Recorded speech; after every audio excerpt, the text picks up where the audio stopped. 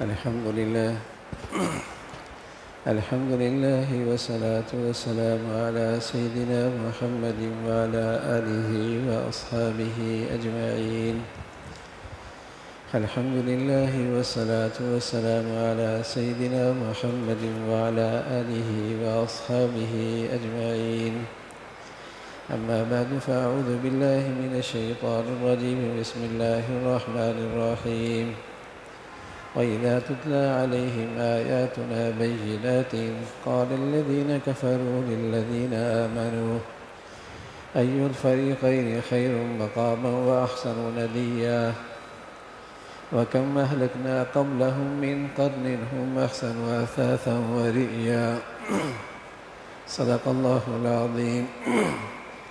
اللهم صل على سيدنا محمد وعلى آل سيدنا محمد وبارك وسلم. اللهم صل على سيدنا محمد النبي الأمي وعلى آله وأصحابه وسلم.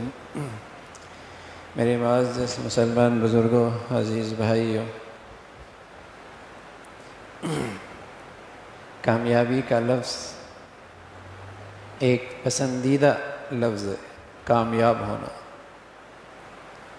ہر شخص کامیاب ہونا چاہتا ہے. کامیابی اس کی زندگی کی معراج ہوتی ہے. میں ایک کامیاب انسان بنوں، میں ایک کامیاب زندگی گزاروں، میرے بچے کامیاب ہو جائیں.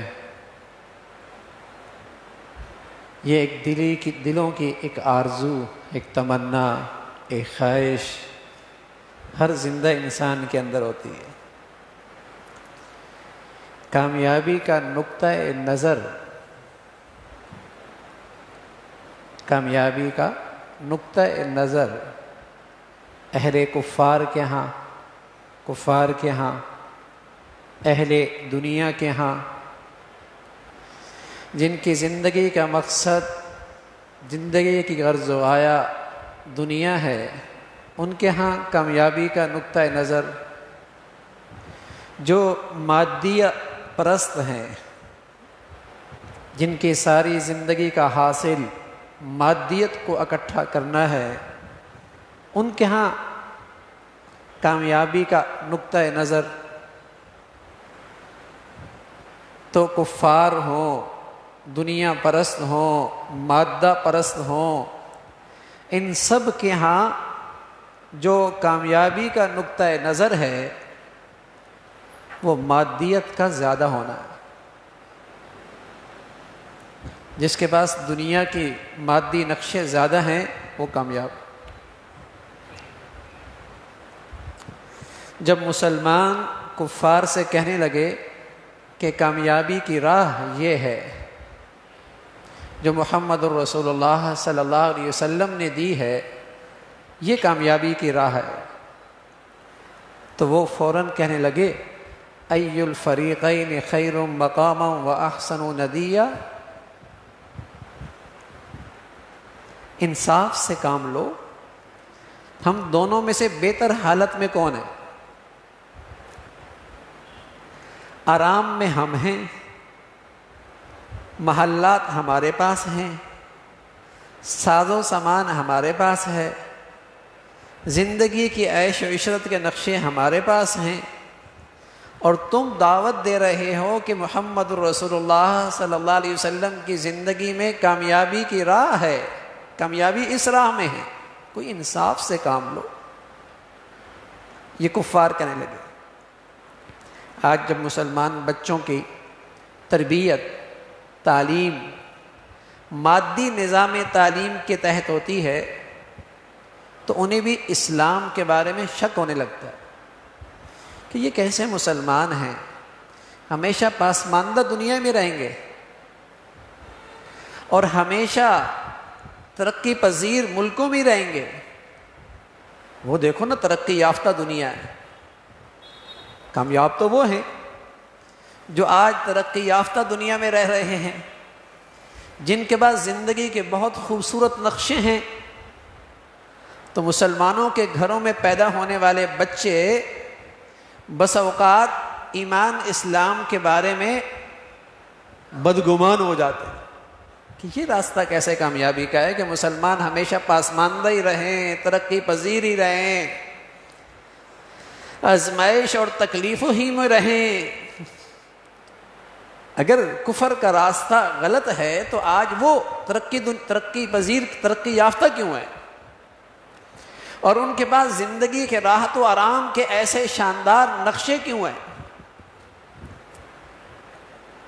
یہ عام طور پہ ذہنوں میں خیال مسلمانوں کے ہاں بھی آنے لگتا ہے۔ تو قرآن نے ایک پیغام دیا، وَإِذَا تُتْلَىٰ عَلَيْهِمْ آيَاتُنَا بَيِّنَاتٍ قَالَ الَّذِينَ كَفَرُوا لِلَّذِينَ آمَنُوا۔ جب مسلمانوں نے کفار کو کامیابی کی راہ کی دعوت دی تو کفار کہنے لگے مسلمانوں سے، ذرا آپ انصاف سے کام لیں کہ ای الفریقین خیر مقاما و احسن ندیا، اب کون اچھی حالت میں ہے، ہم یا تم؟ ہم زیادہ آرام میں ہیں یا تم جھونپڑیوں میں رہ رہے ہو، تم اونٹ کا گوشت خشک کر کے مہینوں استعمال کرتے ہو، تمہارے پاس پہننے کا کپڑا بھی پورا نہیں ہے، اور تم ہمیں یہ دعوت دے رہے ہو کامیابی کا راستہ محمد رسول اللہ کا ہے۔ تو کفار مسلمانوں سے کہنے لگے ای الفریقین خیر مقاما و احسن ندیا، اچھی حالت میں ہم، آرام سے ہم، جیسے آج کی دنیا میں یوں کہیں کہ ترقی یافتہ ہم اور تم پاسماندہ اور ترقی پذیر دنیا میں، خوشحال ہم اور تنگ دستی میں تم، امن و امان ہمارے ہاں، بد امنی اور انتشار تمہارے ہاں۔ جب مسلمانوں نے کفار کو یوں کہا کہ تم آؤ کامیابی کے راہ پر، تو کفار نے یہی کہا ای الفریقین خیر مقاما و احسن ندیا۔ ان کے ہاں کامیابی کا جو نقطہ نظر تھا وہ مادیت کا اچھا ہونا تھا، دولت زیادہ ہو، زندگی کے نقشے اچھے ہوں، عیش و عشرت کا سامان زیادہ ہو، گھر بڑھیا ہو، سامان بڑھیا ہو۔ ان کے ہاں کامیابی کا یہ نقطہ نظر تھا۔ تو مسلمانوں سے کہنے لگے تمہارے پاس تو یہ نہیں ہے، تم یہ کیسے کہہ سکتے ہو کہ حالات بدل جائیں گے اور تم کامیاب ہو جاؤ گے اور ہم ناکام ہو جائیں گے، تم عزت والے ہو جاؤ گے اور ہم رسوا ہو جائیں گے، تم آرام میں پہنچ جاؤ گے اور ہم پریشان ہو جائیں گے، یہ کیسے ہو سکتا ہے؟ آج کی حالت تو دیکھو، تم کہاں کھڑے ہو، ہم کہاں کھڑے ہیں۔ تو یہ کامیابی کا نقطہ نظر کفار کا ہے۔ مسلمانوں کے ہاں کامیابی کا نقطہ نظر کیا ہے، یہ بھی سمجھنے کی ضرورت ہے۔ فمن زحزح عن النار وادخل الجنہ فقد فاز، یہ قرآن ہے، قرآن، دونوں باتیں قرآن کی۔ کفار کے ہاں کامیابی کا نقطہ نظر وہ بھی قرآن نے بتایا، ان کے ہاں مادی نقشوں کا زیادہ مل جانا یہ کامیابی ہے۔ فمن زحزح عن النار وادخل الجنہ فقد فاز، جو جہنم سے بچ گیا، جنت میں چلا گیا، یہ کامیاب ہو گیا۔ یہ ہے کامیاب۔ کفار تنگ نظر ہیں، تنگ نظر ہیں، ان کی عقل و دانش میں ظلمت ہے۔ وہ 60-70 سال کے لحاظ سے وہ سمجھیں کامیاب وہ ہے جس کے پاس مادی نقشے زیادہ ہو، لیکن مسلمانوں کے ہاں کامیابی کا نقطہ نظر روحانی لحاظ سے ہوتا ہے، ایمانی لحاظ سے ہوتا ہے، اخروی لحاظ سے ہوتا ہے۔ محض مادی نقطہ نظر سے کامیابی نہیں ہوتی۔ مسلمانوں کیا کامیابی کا نقطہ نظر مادی نہیں، روحانی ہے، مادی نہیں، ایمانی ہے، دنیاوی نہیں، اخروی ہے۔ لیکن آج بحیثیت مسلمان ذرا سوچے کہ وہ اپنی زندگی میں کس کامیابی کو سامنے رکھ کر زندگی کے فیصلے کر رہا ہے.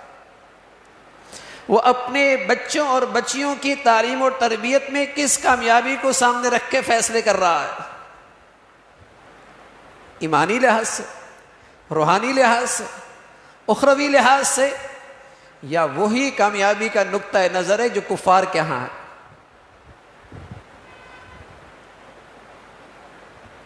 یا وہی کامیابی کا نقطہ ہے جو جن کی زندگی کا مقصد صرف دنیا ہے، جن کی زندگی کا حاصل صرف مادہ ہے.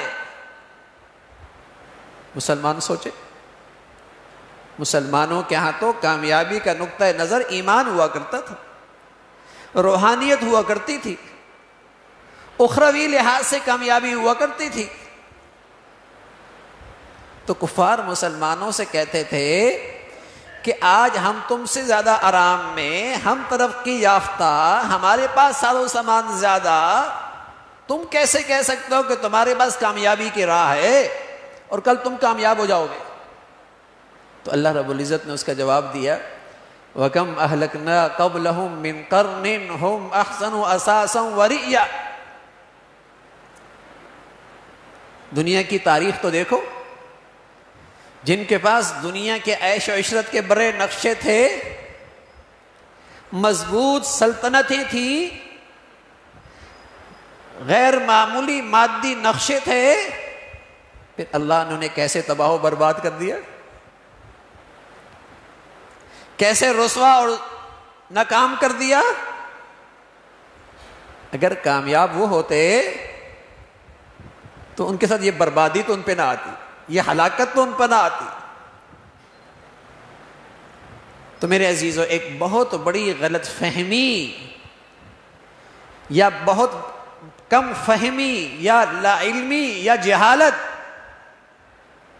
کہ دنیا میں آج چونکہ مغربی نظام تعلیم ہے جو مادیت پہ کھڑا ہے، اس پر جو نئی نسل پروان چڑھ رہی ہے،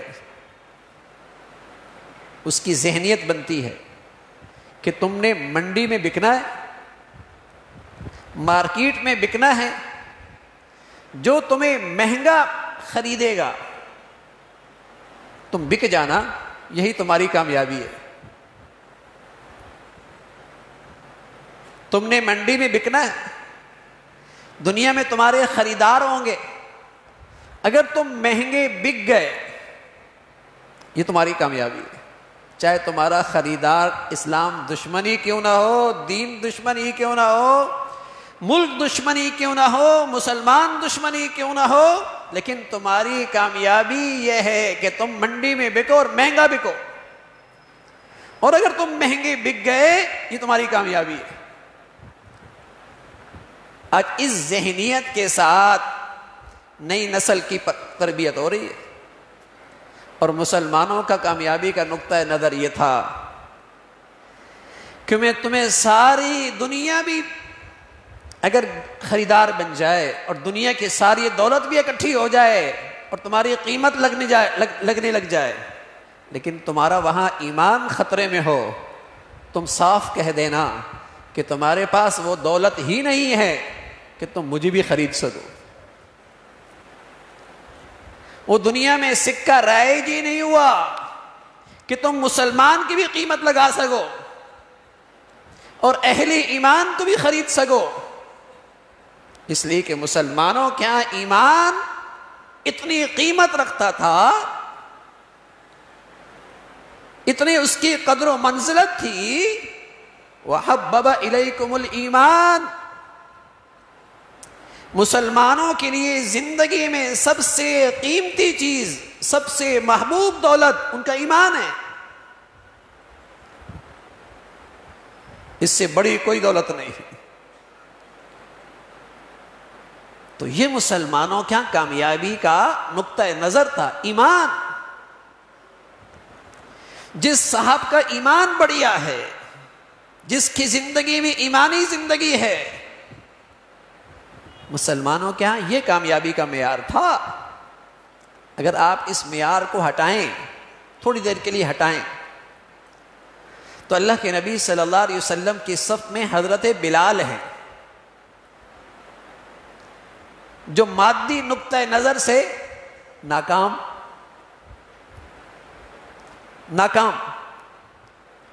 اور آپ کی دشمنوں کے صف میں ولید بن مغیرہ ہیں، جو مادی نقطہ نظر سے بڑا کامیاب، جاگیردار، مال و دولت۔ آپ بتائیے، آپ اپنے بچوں کا نام بلال رکھتے ہیں، ولید بن مغیرہ رکھتے ہیں؟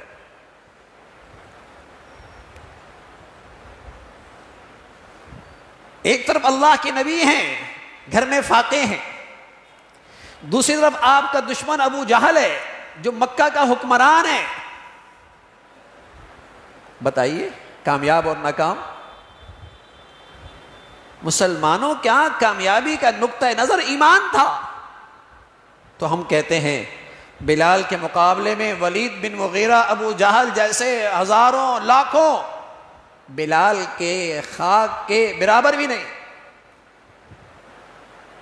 خاک کے برابر بھی نہیں، ایمان۔